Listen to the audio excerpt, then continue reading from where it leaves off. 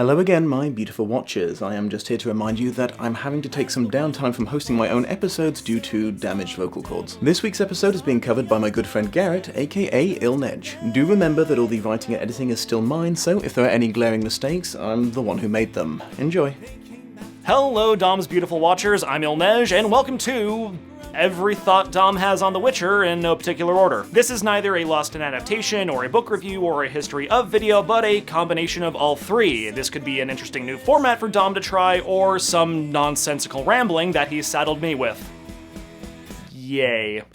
Toss a coin to your Witcher, oh valley of plenty, oh valley of plenty. The Witcher, or Wiedźmin, is a dark fantasy adventure series started in 1993, currently consisting of 8 books written by Polish author Andrzej Sapkowski. While the first 2 are composite novels of short stories originally written for various competitions and magazines, the next 5 tell a more cohesive saga, and the current last book is a standalone novel that takes place quite early on in the chronological timeline. The books were translated into multiple languages, including English, and have consistently sold well worldwide. They tell the story of Geralt, a man with magically enhanced strength and abilities who lives in a pseudo-medieval fantasy land of magic and monsters, making a living hunting and killing said monsters to protect humanity. His rather thankless profession is known as being a witcher.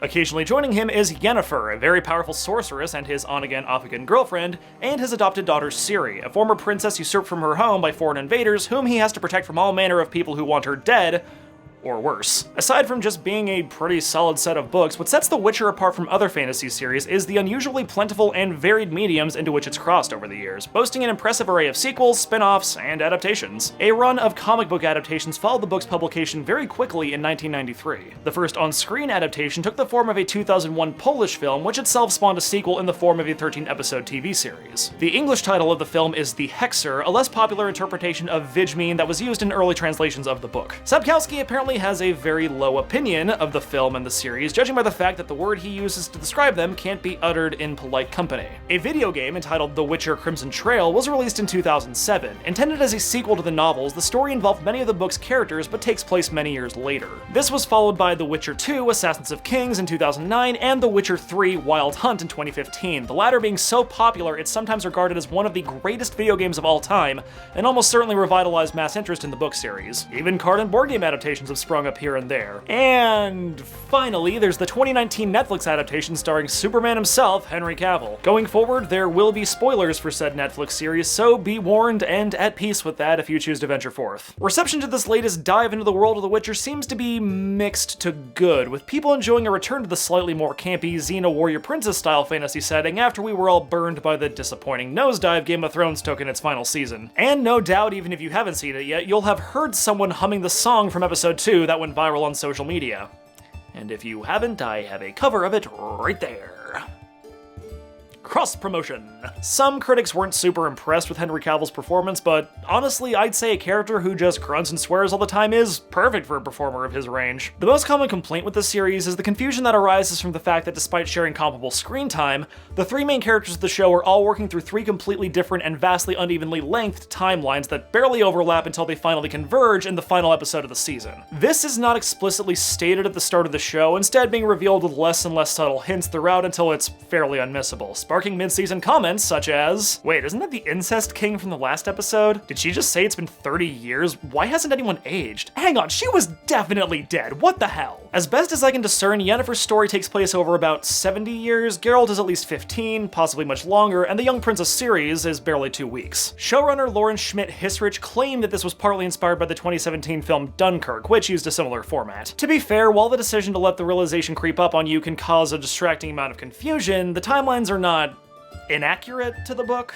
If they wanted to tell these stories chronologically with no overlap, the first few episodes would be exclusively about Yennefer and Ciri wouldn't show up until the last 2. Season 1 is an adaptation of multiple books. For Geralt, it almost exclusively draws from The Last Wish and Sword of Destiny, the short story compilations that started the series off. Ciri's story is an extrapolation and expansion of what she was up to during the very last story of the Sword of Destiny, with a lot of foreshadowing of things to come in the main saga. Yennefer's part of the show is mostly backstory that was revealed in parts over several books, though most mostly in flashbacks in the Blood of Elves, and of course the parts where she featured in Geralt's story. So yeah, that's why Ciri and Yennefer have relatively cohesive series-arching plots and clear goals, and Geralt spent most of his time bouncing between monsters of the week. The writers had a lot more wiggle room with the female characters because they were very much background characters in the first 2 books, and what they did include was from the storyline Sapkowski eventually decided to stick with for 5 full novels. Geralt's plot was the most accurate to the books, but it seems more disjointed because it's literally a different story with every episode. Going back to the books for a second, let's take a closer look at the first one. Well, actually there's some contention about which book actually is first because of the order in which they were published, but as far as I'm concerned, this is the first one. The Last Wish is named for the final short story in the collection. The book starts with a framing device that is then cut back to between each longer story. It's about Geralt resting from his wounds at a temple, bonking the priestesses, whining about his love troubles with Yennefer, and occasionally being harassed by a bunch of asshole knights. The first story is about the job that got him so badly wounded and in need of some R&R, then it seems to jump back to the earliest point in this book's timeline and work forward from there. After the last short story, the framing device narrative is concluded.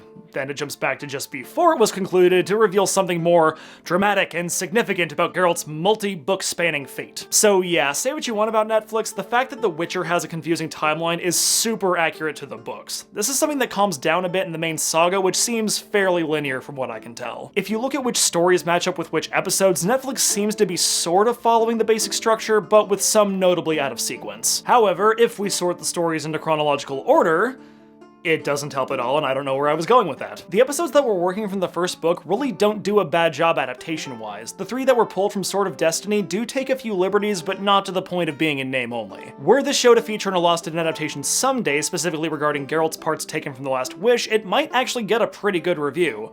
The only parts that might stand out are, they brought Jaskier into more stories than he was originally involved in, correctly predicting that his bromance with Geralt would be a crowd pleaser. The elves didn't exactly come to an accord or mutual respect with Geralt. They fully intended to murder him over the Sylvan's frantic objections, but they were told to let him go by a powerful nature spirit they worshipped who happened to turn up at just the right moment. Trish wasn't involved in or around for the Striga incident. She's only mentioned in passing by Yennefer in the first book. Geralt invoked the Rite of Surprise not as a joke, but in hopes that they would have a son and he would become a Witcher. Yennefer knew what Geralt's mysterious last wish was all along and was initially deeply moved by it. And right at the first episode, Renfrey mentioned that in addition to the dickhead wizard and the huntsman he'd paid to kill her, she was also screwed over by her wicked stepmother, that she'd teamed up with 7 gnomes at one point, and she'd spent some time frozen by magic before being brought back to life by a noble prince. Yeah, it's pretty obvious her story is basically Snow White who bangs in the book. Which brings me to the sweeping change that seems to have applied to the series as a whole, the suppression of the extremely heavy influence of famous fairy tales. Another good example of this is the one story in the first book the show didn't touch, because it's best described as a Brothers Grimm-esque retelling of Beauty and the Beast, where Belle is a powerful, bloodthirsty vampire.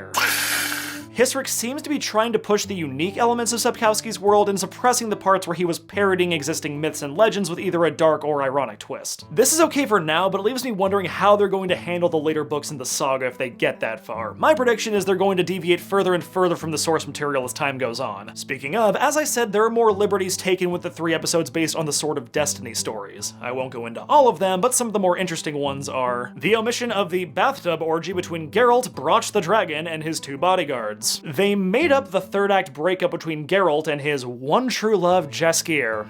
He's gonna have to buy him so many flowers in season 2. And ironically enough, when the 3 plots finally link up in the last episode, that is when the show is least accurate to the book timeline-wise, as there was a full year between the Battle of Sodden Hill and when a wounded Geralt was taken through the area on the back of a grateful merchant's cart to meet his destiny. In conclusion, I enjoyed the Witcher books, and I enjoyed what Hisrick and Netflix made of them, but that's just an opinion. I would never tell another fan of the books that they're wrong to be annoyed if they feel that the adaptation missed the point or just wasn't very good compared to the original. I'm just saying that I'll probably keep tossing coins to Netflix when they make season 2 and whatever else might come from this multi-medium spanning franchise. There's a lot more to talk about regarding it as an adaptation, so I'm sure it will make for a good episode of LIA in about 2 years when Dom has finally worked through his long list of paid requests. Thank you for joining me, Dom's beautiful watchers. Don't forget to toss a like and comment to your YouTuber, and if you're new here, consider tossing that subscribe button around for more content. And don't be afraid to toss a share on social media to help spread the word around.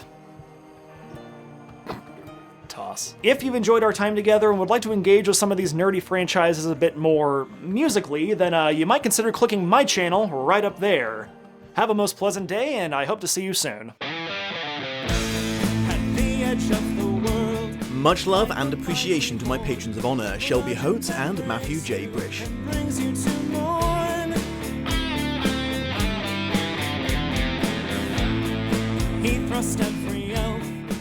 Hello again, my beautiful watchers. I just wanted to take this opportunity to give you a quick reminder that there's a wonderful website called Patreon that's been allowing online producers to actually make a living doing what they do, since apparently YouTube's decided that they shouldn't anymore. Basically, they offer the chance to pledge a certain amount of money per month or per video in exchange for various rewards offered by the creator. There's a variety of stuff you can earn by becoming one of my patrons, including early access to all videos and taking part in that survey you see at the start of every Lost in Adaptation episode. That's actually a very important part of the process, as I use it to gauge how much I'm going to need to explain about the book and the film before I start comparing them. If you decide to become a higher level contributor, your name will be added to the credits that you're seeing right now, and you'll be given the option to join my private chat room so you can regularly talk with me and other patrons. If you're keen enough to join the topmost tier of patronage, you'll earn the most coveted of all the rewards, the chance to pick a future adaptation to be reviewed by yours truly. However, if right now you are thinking, my goodness the Dom, I can't do that. According to the rather unusual laws of my country, I must defeat several alligators in Mortal Kombat before I'm legally allowed to support online content, and I'm afraid my reptilian martial arts are just not what they used to be. Fear not, it would still be a huge help to me if you were to give that like button the old clickaroo, share this episode on social media with perhaps a little recommendation to your friends to check it out, and subscribe if you've not already.